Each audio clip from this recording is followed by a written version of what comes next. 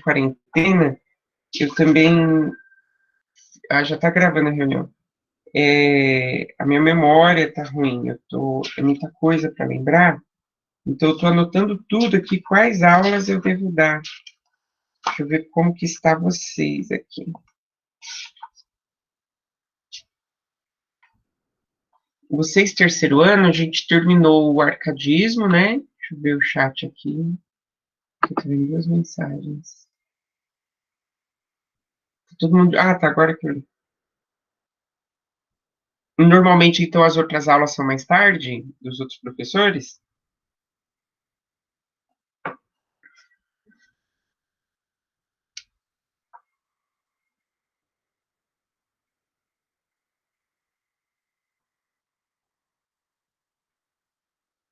Manu, começando ele agora com vocês. Já tem videoaula, né?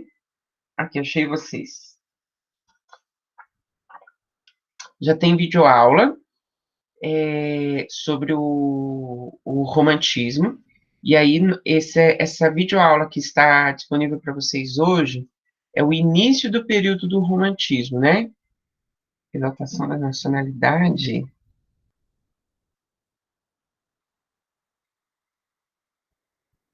Peraí, deixa eu olhar vocês aqui.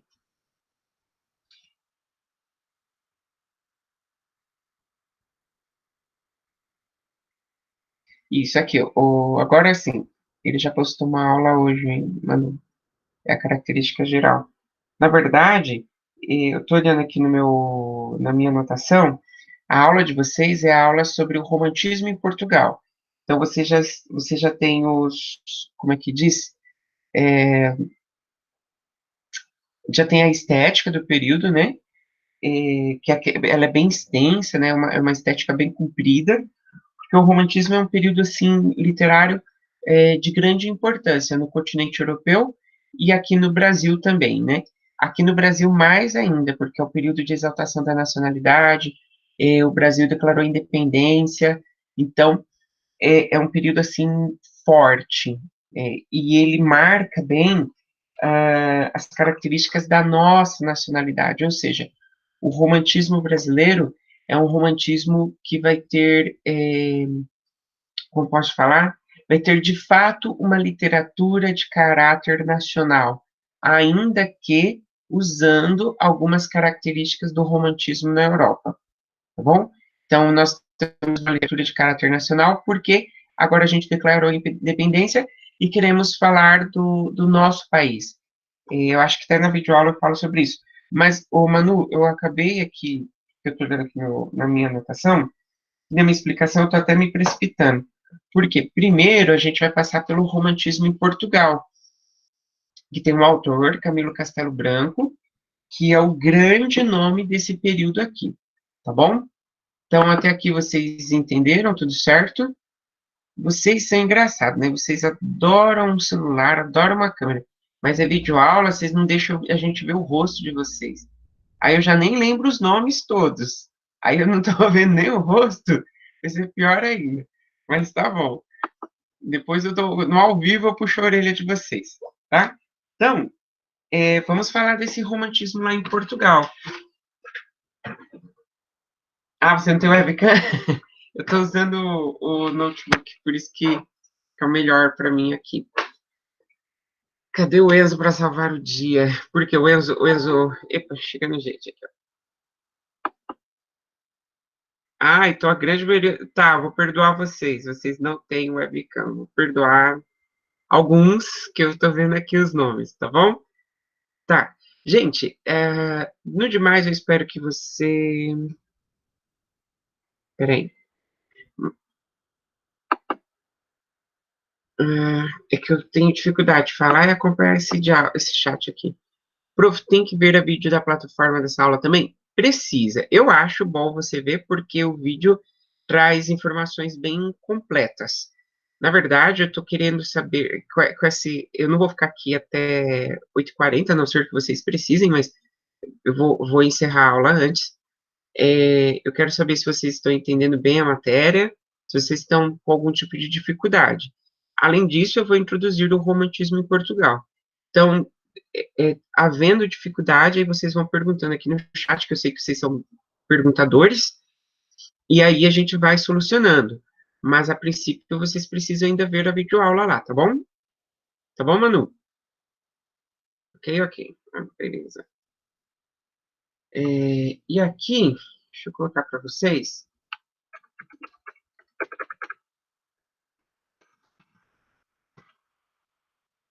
Ó, no nosso chat a gente começa então a nossa. Eu coloquei como se fosse o título da aula, para quem gosta de anotar alguma coisa. E a gente vai ter o romantismo em Portugal. O romantismo em Portugal, ele também é um período importante, porque é uma literatura que vai mostrar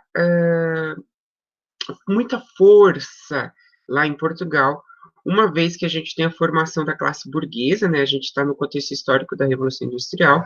Essa classe burguesa lá em Portugal vai ser o produto da literatura, ou seja, os nossos personagens são pertencentes da classe burguesa e são personagens que vão fazer essa literatura eles vão fazer parte da literatura, que são personagens, mas também serão público leitor, né?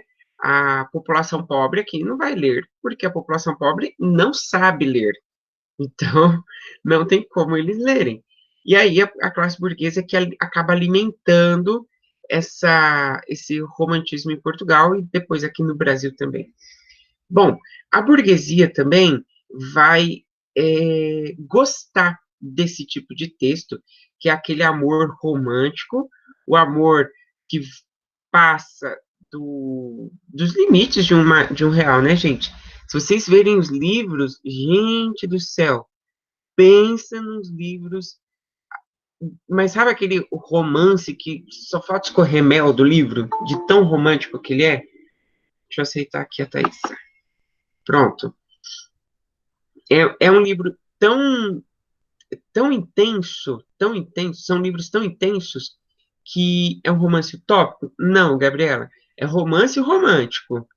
Por que que é um romance romântico? Porque é aquele romance que o casalzinho se conhece, e eles não podem ficar juntos e vão lutar o livro inteiro para ficarem juntos.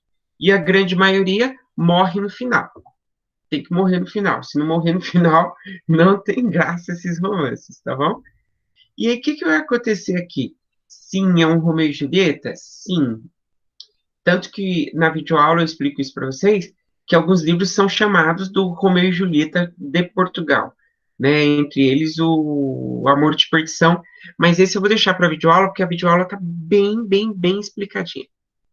Bom, aonde eu quero ir com vocês nessa aula nossa aqui, é que o romantismo em Portugal, ele vai ser dividido por fases. Então, a primeira fase a gente chama de instauração desse romantismo, tá bom? E quem faz isso é um poeta que se chama Almeida Garrett. Tá aqui para vocês o nome dele, tá no chat. Almeida Garrett. Tem gente que fala Almeida Garret, né? Lá em Portugal, os portugueses falam Almeida Garrett. O Almeida Garrett introduz o romantismo, né? A instauração. Ele está começando o romantismo lá em Portugal, mas é um romantismo com características neoclássicas. Gente, o que são essas características neoclássicas? O que significa isso? Significa que o poeta está fazendo um romantismo ainda com características do arcadismo. O que faz da obra dele romântica e não arcade? É porque tem a presença de sentimentalismo. Lá no arcadismo não tem sentimentalismo, tá bom? Então acaba por ser uma obra romântica, porque tem o sentimentalismo, mas ainda apresenta, por exemplo, os valores clássicos, a presença da mitologia, um pouquinho de bucolismo, que é a vida no campo, essas questões. Então, ele só instaura o romantismo, mas não faz ainda um romantismo com força. E o outro autor que a gente tem nessa primeira fase se chama Alexandre Herculano. esse camarada que está aqui para vocês também no chat. O Alexandre Herculano faz parte da instauração do romantismo, e é aquele tipo de romantismo que vocês vão ter, como é que eu posso dizer? Vocês vão ter que aceitar algumas coisas no livro que ficam meio fora da casinha. É tipo assim, tem algumas lacunas no meio desse livro, dos livros dele. Eu só li um, né? Tem algumas lacunas que a gente fica assim, nossa, mas como que aconteceu isso? Então, por isso que a gente fala que é instauração, porque é um livro com algumas coisas assim que não tem como explicar, tá bom? Gonçalves Dias é do romantismo aqui no Brasil, Mariana. E aí a gente vai chegar nele só depois. Provavelmente não vai ser na aula de hoje, tá? Eu ainda estou aqui nessa primeira fase que a gente está trabalhando. Mariana Cimei. Mariana Cimei não é aquela do. Como é que fala, gente? Costa Rica? Acertei? Que eu não estou vendo o rosto, estou tentando lembrar os nomes. Aí, viu? Lembrei, então lembrei. Beleza. Eu ainda estou falando do Alexandre Herculano aqui para vocês, tá? O nome do livro dele se chama Eurico, o Presbítero. Aí no chat o nome para vocês também. É o nome da obra dele. Essa obra eu não falo lá na videoaula. Até porque senão a videoaula fica enorme, eu tenho medo de vocês não assistirem. Mas, mas aí, ó, Eurico Presbítero vai ser o livro dele. Gente, é muito clichê. É muito clichê, mas só que na época não é clichê. Que é o Eurico é o nosso personagem principal, aí aquela história clichê que a família da mocinha não gosta dele e não permite que eles fiquem juntos. E aí, o nome da mocinha, deixa eu pôr para vocês aqui, que é bem difícil. Ermengarda. Tá aí para vocês, ó. Ermengarda. Posso dar spoiler, né? 7 horas da manhã, quarta-feira, e o cara tá falando de romance. Já nem é mais 7, deixa eu ver que horas aqui, que meu relógio tá errado. 8 horas, ó. Que nome, pois é, Manuela. Você tá achando que só o Melquisedeque é difícil? Temos a Ermengarda. A Ermengarda, ela é aquela personagem rica, de família rica, tradicional burguesa, portuguesa, e aí ela tem que ficar. Ela gosta do Eurico, ela corresponde ao amor dele, e aí a família não permite. Não só isso, a família se muda da cidade onde eles moram, eu não lembro agora o nome, chega a escrever uma carta falsa, lógico, para o Eurico, dizendo que a Ermengarda foi embora porque ela não quer saber mais dele. E aí foi embora. E ele vê a carta e tal. E também tem uma carta falsa para Ermengarda, falando que ela tá indo embora e o Eurico vai viver uma nova história, um novo amor, e ela sofre e tal, e vai embora. O Eurico, como uma forma de, como é que fala, de viver sem o grande amor da vida dele, ele vai entrar no seminário e ele se torna um padre. Então aqui eu pulei metade da história para vocês. É, e um dia ele está lá, já rezando a missa, na sua cidade natal, ele se torna padre lá, né? E ele rezando a missa e tal. Quem que aparece? A Ermengarda, ela voltou para a cidade solteira, ela não se casou, porque ela não superou o seu amor, né? E aí, pronto. Quando ele tá ali rezando a missa, que ele a vê, ele fica desconcertado, ela fica toda desconcertada, não sei o que, então, beleza. Os dois ainda estão apaixonados. Gente, tem uma cena do livro que eu acho muito engraçada, porque um dia ela vai se confessar, né? E quando ela vai se confessar, padre, pequei. Qual é o seu pecado, minha filha? Eu amo um homem proibido. Eu acho esse pedaço da história muito legal, porque ele é o homem proibido. Ele está ouvindo que ela a ama e ele é o homem proibido. E ele dá uma penitência para ela, mas ao mesmo tempo ele está sofrendo, sofrendo, sofrendo de amor. ele chega a colocar a mãozinha assim naquela telinha que tem no confessionário, e ela coloca a mão do lado de cá, ó. Esse é o único contato que eles têm. Então, o amor romântico, o amor do romantismo, é esse amor idealizado, não concretizado, né? Eles nunca vão ficar juntos, nunca vai ser concretizado, né? Gente, como o Eurico tem medo, porque o amor dele é tão forte, tão avassalador, ele tem medo de cair em tentação e ficar com a Ermengarda, né? Então, o que que ele faz? Ele é um cavaleiro secreto, né? Os cavaleiros negros da monarquia portuguesa. Ele é um cavaleiro secreto que ninguém sabe. E nessa época, o livro é ambientado na invasão dos mouros em Portugal. Então, ele foi para a guerra como uma forma como uma forma de não cair no pecado.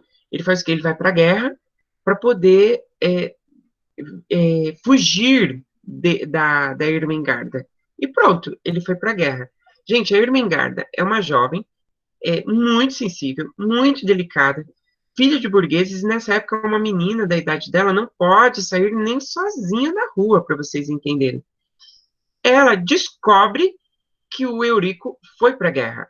Mas como assim, gente? Como que ela descobre? Sabe essas lacunas? Como que ela descobre? O livro não explica. Por isso que a gente fala que é instauração. Tem algumas coisas assim que não dá para explicar. E aí ela pega e vai para a guerra, fugida. Montou no cavalo, pá, foi para a guerra. Como que ela sabe o caminho da guerra? Sabe? O amor a conduz para a guerra. E ela chega no meio de um conflito. Então, pensem em aquelas cenas de filme, um monte de homem lutando a espada, lutando a espada, lutando a espada. Essa mulher chega, ela desce do cavalo e vai procurar o Eurico. É verdade, Manuela. Tipo assim, no meio da guerra, ela vai procurar o Eurico. Gente, nada acontece com ela. Não cai um fio de cabelo da mulher. E aí ela acha o Eurico, ó, no meio daquela guerra do Vucu-Vucu, ela acha o Eurico, ó, ela cavalgou dias para chegar na guerra, ela tá no meio do conflito, nada aconteceu com ela, quando ela acha o Eurico, mãozinha no coração, paf, ela desmaia de amor. Ela desmaiou. Ela teve um colapso, assim, romântico, e ela desmaiou. O Eurico, ó, tem que ser livre. Tem que ser, uai. Ó, o Eurico pega ela aqui assim nos braços, ó, e sai correndo para proteger ela daquela guerra e movendo montanhas, movendo tudo, João. Ele leva ela para o alto de uma colina e para chegar nessa colina, o poder do amor movendo montanhas. Ele chega no alto dessa colina. Para chegar nessa colina tem uma cena que eu acho fantástica, porque tipo uma ponte, sabe aquelas pontes de filme à moda antiga, que ela é amarração de corda, que ela tá toda capengando, e ele passa a ponte correndo e a ponte nem balança. Eu achei isso incrível, porque a ponte estava lá no livro que vai cair, mas não caiu. Tem o peso do corpo dele, o peso do corpo dela, a armadura que ele usa, a espada, e pá, colocou ela lá em cima na colina, e embaixo. Não, deixa eu ver se eu fechei minha câmera. Não, não fechei a câmera, não. Eu tô aparecendo aqui, ó. É... então tá bom. Fechou. Gente, Caio 1001. É 1001 Caios que tem nessa escola, isso sim, né? Gente, olha só essa cena. Como que a gente tem vencendo a gravidade. Isso aí, João Pedro, você tá usando as frases certas. Larissa, eu tô aqui, tá bom? Gente, vejam bem. Eles estão assim no alto da colina. E aquela cena assim, ó, é o fim da tarde, né? É, então tá aquele pôr do sol, tá aquela temperatura agradável, eles estão embaixo de uma árvore. A natureza sempre serve para refúgio dos casais apaixonados, né? E quando ela desperta, ele apenas a vê e se despede dela e volta para a guerra. Então, ela do alto da colina, ela tá vendo a guerra. Ó, ela tá aqui no alto da colina, ela tá vendo a guerra acontecer aqui embaixo. e ela vê que os portugueses estão perdendo e o Eurico é atingido, né, a espada, e ele morre. Ela vê ali do alto da colina. Ela fica louca, tão louca que ela começa a soltar os cabelos, ela começa a arrancar os cabelos dela. E o livro termina assim, ela nessa loucura. Então, tipo assim, não é um final bem explicado, a gente tem algumas lacunas dentro do livro, mas é um livro do romantismo e é um livro da sua grande importância. Que final lindo! É esse. Aceita que dói menos. Gabriela, às vezes sim, mais os vestibulares, o Enem não. O Enem eu nunca vi cobrar, mas os vestibulares sim. E às vezes você, para interpretar um texto que cai em vestibular ou no Enem, você precisa saber em qual contexto ele está ambientado, tá bom? Ainda mais vocês que são concentrados em fazer vestibular aqui na UFMS, UFGD, quem faz vestibular para fora, aí precisa saber o contexto histórico dos livros. Ó o Davi chegando, tá bom? Por nada. Bom, então, ó, a gente viu aqui o nosso. Peraí, deixa eu aceitar aqui, o pessoal já te responde, Mariana. Deixa eu ver. Sim, Mariana, mas eu vou pedir para você calma. Não é essa aula ainda, a gente vai chegar nela provavelmente semana que vem, tá bom? Deixa eu ver aqui. Eu ia falar alguma coisa, vocês perguntaram. Voltei. Agora a gente já terminou a primeira fase, a gente está na segunda fase, que é a fase de consolidação. Na fase de consolidação, o principal autor é o Camilo Castelo Branco. Você vai me faltar humildade agora, eu acho que está muito bem explicadinho na videoaula. E tá bem, sabe, bem detalhado, então eu vou deixar ele para videoaula para vocês. E depois a gente vem a terceira fase, que é a fase de transição. É quando o romantismo começa a perder força e vem o realismo em Portugal. Só que aí eu não vou explicar o realismo, essa transição, porque a gente vai vir para o romantismo aqui no Brasil, aí estuda todo o romantismo brasileiro, e depois a gente cai no realismo. Gente, sobre o romantismo no Brasil, já que a Mariana fez bastante pergunta, a gente tem três gerações, primeira, segunda e terceira geração poéticas, e depois a gente vem como se fosse uma quarta fase, que seria a prosa. Então, a gente estuda toda a poesia, as três gerações, e depois a gente vem para a prosa. Então, a gente vai ficar um bom tempo vendo o romantismo. Um bom tempo que eu digo, a gente está aqui em finzinho de abril, talvez umas 3 semanas só vendo o romantismo. Tá bom? Gente, professores livres, os personagens morrem? Larissa, agora que eu vi sua resposta. Sim, principalmente em Portugal. Aqui no Brasil, sim e não, as duas coisas. Tem livros que os personagens morrem, tem livros que os personagens não morrem. Tá bom? Gente, alguém tem alguma dúvida, alguma pergunta para fazer? Deixa eu anotar aqui vocês, para eu saber o que eu estou fazendo, porque, gente, memória aqui já não tem mais. Hoje é dia 22.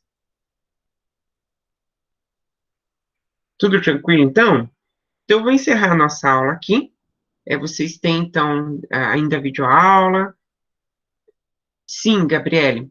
Não separados, porque no romantismo o amor é. Ixi, gente, calma aí, vamos por partes. Vamos aqui, a Gabriele perguntou se os casais sempre terminam separados. A resposta é sim, porque o casal não vai ter o amor concretizado. O charme do romantismo é ter, de fato, a luta para eles ficarem juntos e eles não ficam juntos, tá bom? Aí, Manuela perguntou, Romeu e Julieta é do quentismo ou do romantismo? Romeu e Julieta é do período elisabetano na Inglaterra. Na Inglaterra, a literatura a gente estuda de acordo à monarquia, né? Não de acordo períodos. Então, por exemplo, a gente está agora na Rainha Elizabeth na Inglaterra, então o que produz agora na Inglaterra se chama período elizabetano. Então, há 90 e tantos anos se fala elizabetano. Mariana, Castro Alves é a terceira fase do romantismo aqui no Brasil, em, não lá em Portugal, tá bom? Gabriela, o amor correspondido, existe a questão do amor correspondido no romantismo? Todo amor no romantismo é correspondido. Todo. É bom. Eles vão sofrer de outros males, mas não do amor não correspondido. Isso do romantismo em Portugal que eu tô falando, tá bom? Alguém ainda tem alguma pergunta? No quintismo, é o amor. Que isso, Gabriela? Não foi nada, é o amor não correspondido. Manuela, no quintismo não tem nem amor. No quintismo não tem amor. O quintismo é literatura colonial. Não, Álvaro. É, tem, mas a gente nem estuda eles. Eu nem... Pode deixar eles para lá. Cantigas lírico-amorosas, barroco, tá bom? Manuela, Cantigas lírico-amorosas é o barroco. Deixa eu ver a Mariana. O Machado de Assis também é do romantismo? Mariana, o Machado de Assis começou a escrever no romantismo e depois ele vai migrar para o realismo e o seu sucesso é no realismo. Mas ele tem obras publicadas do romance romântico. Uma delas é Helena, que é a minha obra preferida. Eu gosto muito desse livro. É a minha obra preferida dele, no caso, né? Tá bom? Alguém ainda tem alguma pergunta?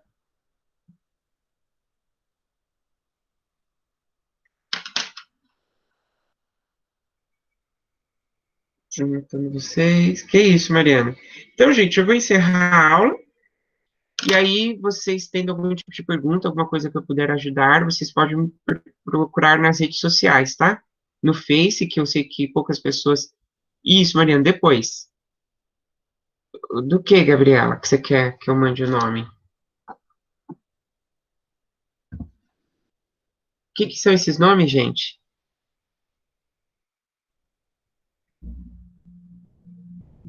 Ah, para chamar? Não, eu não vou fazer chamada, não.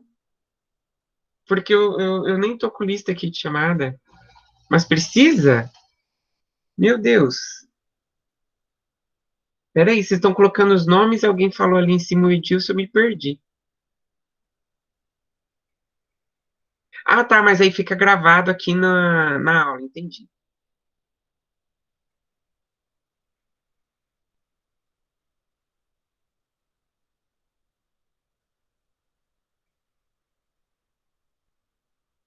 Todos colocaram? Tá, tô vendo, esperando. Ó, até o Enzo Zakimi tá aí. Enzo, você tá aqui em Campo Grande ou tá na casa da família? Como que é o nome da cidade? Nioaki.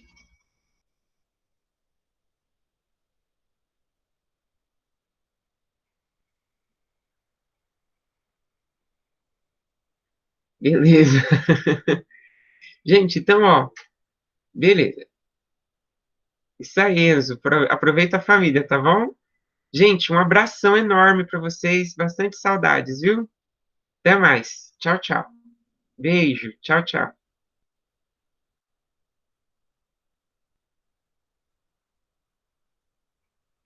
Falou. Tchau, tchau, Fernando. Até mais, Enzo.